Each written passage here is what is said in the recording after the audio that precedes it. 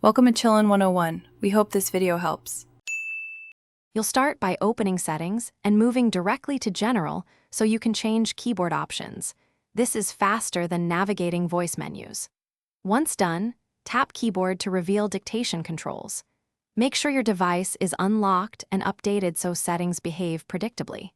You need to decide whether to fully remove dictation or just turn it off temporarily, because the next steps differ slightly. Keep your Apple ID handy only if prompted for iCloud voice settings.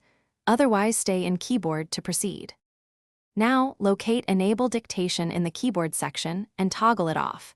You'll see the microphone key disappear from keyboards once it's disabled. After you toggle, confirm any prompt asking to disable Siri or microphone access for recording features, because permissions can persist.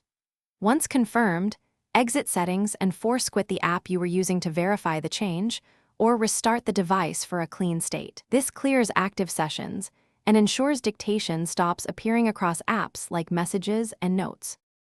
Finish by opening an app with a keyboard and confirming there's no microphone icon.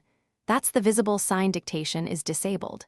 If the icon remains, make sure screen time or restrictions aren't overriding keyboard settings, and check Privacy Microphone to remove access from specific apps. Once you've tried those, reboot the iPhone. If problems persist, reset the keyboard dictionary in Settings General Transfer or Reset to clear conflicts. That usually resolves stubborn cases. If not, contact Apple support for a... Thanks for watching. Consider subscribing if we helped you.